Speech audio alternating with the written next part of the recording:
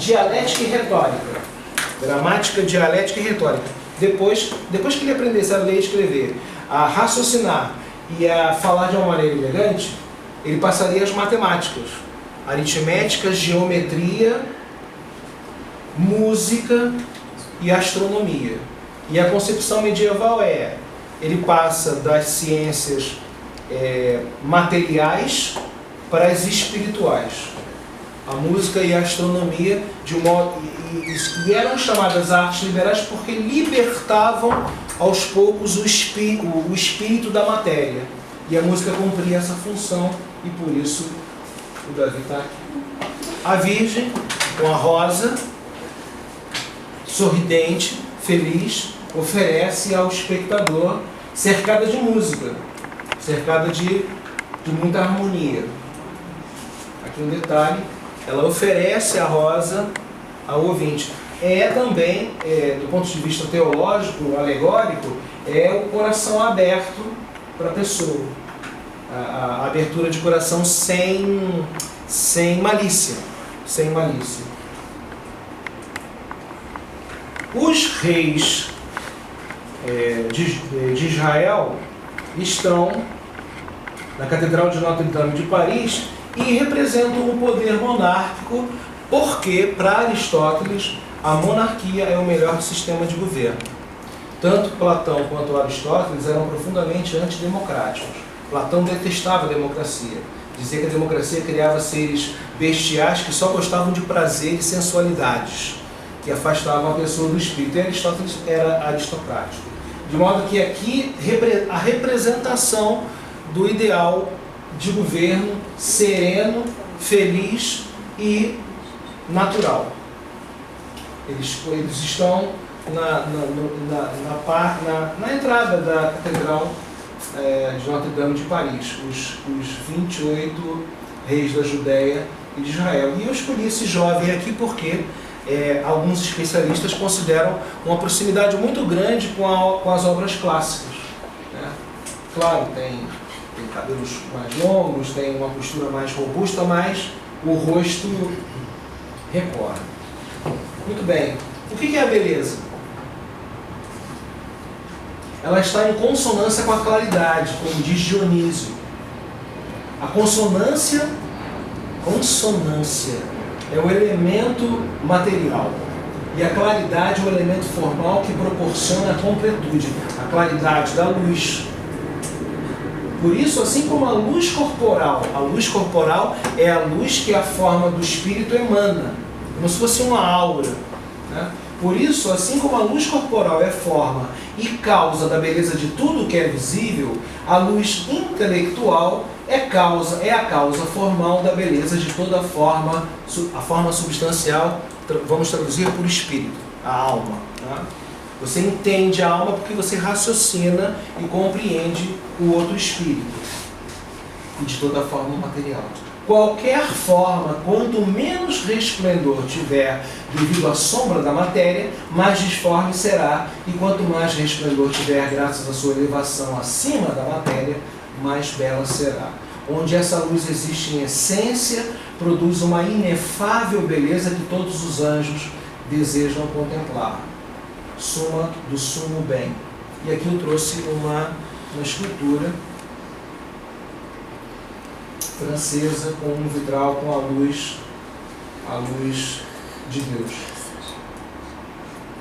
A felicidade está expressa nessa cabeça de anjo. A beleza requer 3 coisas. Isso aqui é Alberto Magno, professor de Tomás de Aquino. Elegante, conveniente, magnitude corporal, ou seja, um corpo pequeno não pode ser bonito, segundo ele. Membros proporcionalmente formados, isso aqui é grego, e uma difusão de uma boa e luminosa cor. Mas não entendam cor aqui como cor de pele. É a cor da alma que dá vida. É nesse sentido de cor. E deixa a felicidade expressa. A outra virtude é a modéstia. Modéstia é um certo recato, né? Uma certa discrição, que é o contrário do exibicionismo. é mais fácil de entender. O exibicionista não costuma ter muita simpatia. E a pessoa mais discreta, mais contida, com uma certa... né? E eu trouxe aqui a estátua de Santa Modesta, uma mártir do século VII,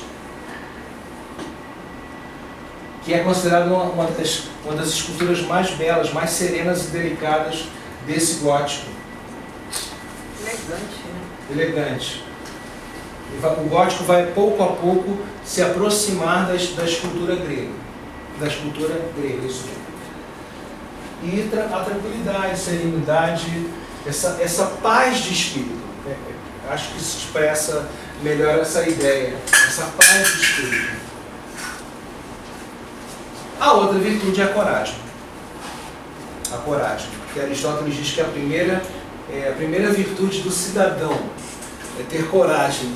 Não pode ter medo de enfrentar a vida. E aqui eu trouxe São Teodoro de Heracleia, mostro nas aulas daqui da UFS, que já retorna ao contraposto clássico, que é o descanso do peso numa perna e a outra fica folgada, ao invés daquela posição mais rígida. Né?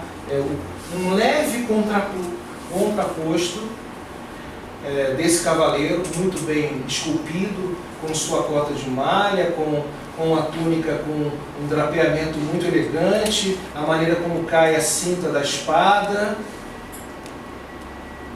Desde os tempos da Roma Imperial não se esculpira com tanta vida. E é claro, essa serenidade do homem gótico que é expressa aqui nesse rosto dessa escultura. Muito bem feita, como vocês podem ver aqui, nessa fotografia de Jean Roubier. Esse é o homem medieval. Jovem, pelo menos essa é a imagem que eles quiseram que a posteridade conhecesse. Corajoso no seguinte sentido, corajoso sem medo, sem malícia, aquela coragem de frente, e que honra a palavra. Falaram aqui de tarde sobre o sistema do juramento feudal, bastava um aperto de mão e também um beijo na boca para selar a aliança feudal. Né? Muito jovem, como vocês podem ver, muito sereno.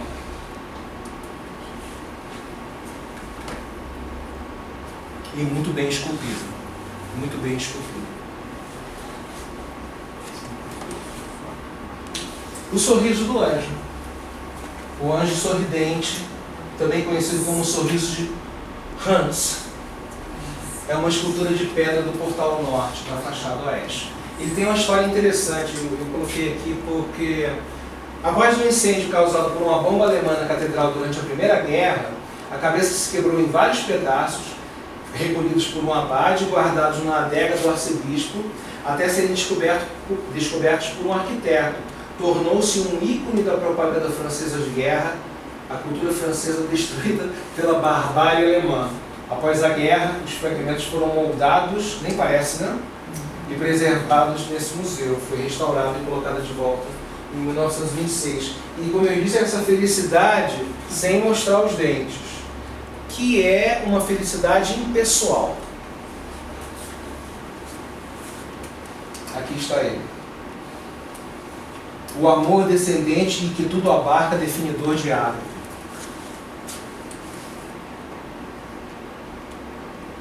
É uma felicidade que incomoda alguns porque não é dirigida a uma pessoa em especial, mas ao amor geral, ao amor de Deus. Eu mostro isso em sala de aula, eu costumo falar que é um sorriso safado, mas não expressa bem a ideia. Olha lá.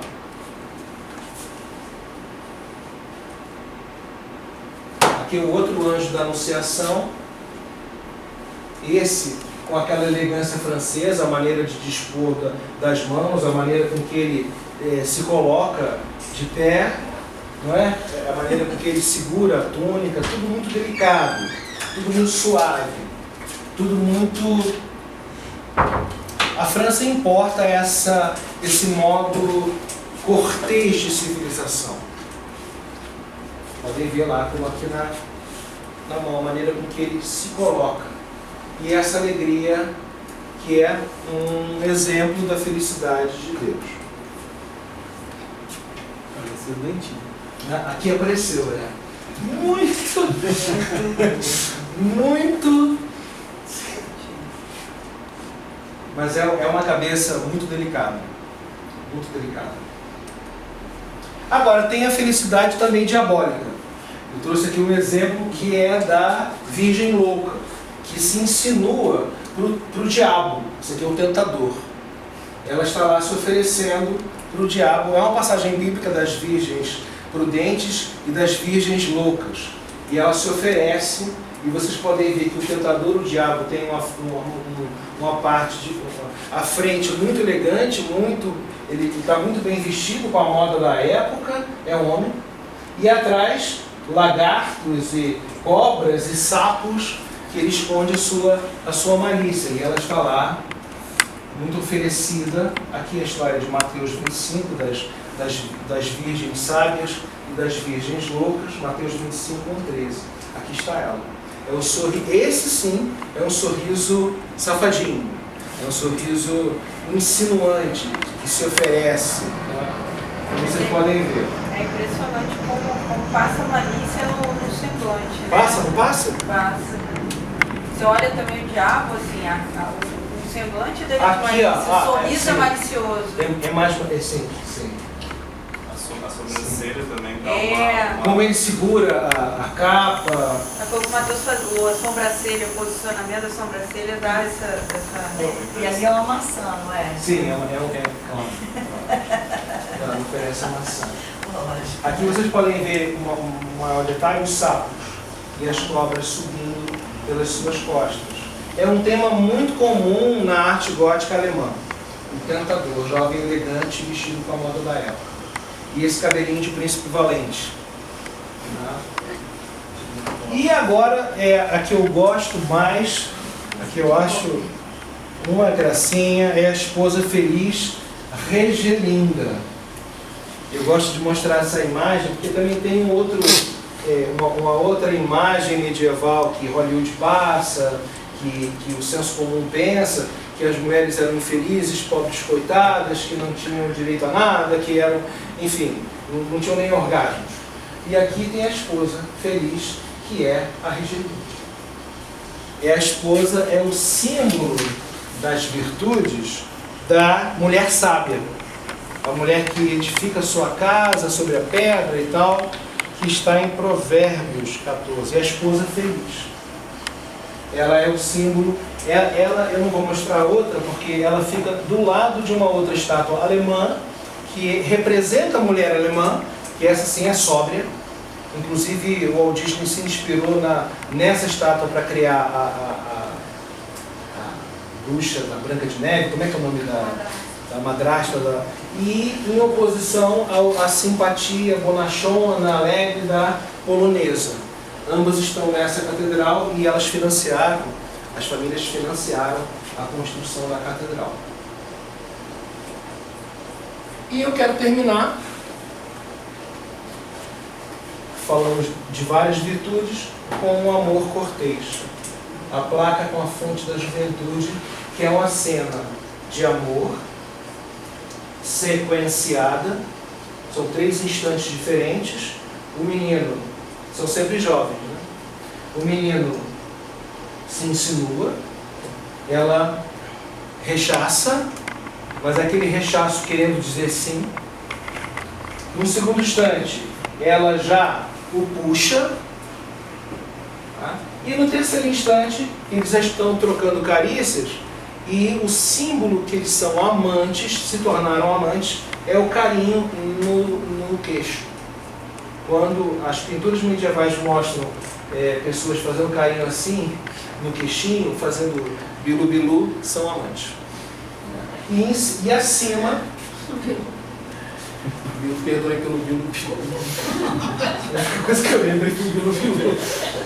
E acima a fonte da juventude, que é um tema pagão que perpassa a tradição religiosa. Porque o amor só pode se desabrochar entre jovens, eles achavam. Os velhos, as pessoas maduras, especialmente as pessoas velhas, não poderiam mais amar. O amor faz parte de corpos jovens. E geralmente, de um menino, o amor cortês é assim, para vocês verem como esse mundo é um pouco paradoxal. No mundo religioso é o amor da mãe, é o amor de Maria. A rosa é Maria, é o coração de Deus, é a rosácea. E no mundo profano a mulher mais velha, casada, que dá corda a um menino solteiro e virgem, que costuma ser o vassalo do marido da mulher. Normalmente na ausência do marido, quando ele está cruzada, quando ele está em alguma viagem, alguma batalha, ela faz festas no castelo e dá corda, que pode ou não terminar o romance. Enfim, a Idade Média, para encerrar, passou à posteridade esse conceito de felicidade serena, que disciplinou a agressividade daquelas pessoas, lentamente, até nós desembocarmos no século XIX no gentleman inglês. Moldou a civilização ocidental do ponto de vista religioso, propondo virtudes. E do ponto de vista profano, a felicidade se materializou na união carnal, nos prazeres carnais, que só eram representados ou idealizados em pessoas jovens. Jovens que eu falo de 13, 14, 15 até 22, 23 anos. Acima disso, já era velho, porque a média de idade era de 30 e poucos anos. Então, esse amor só se desabrocha entre jovens. Ok? Muito obrigado.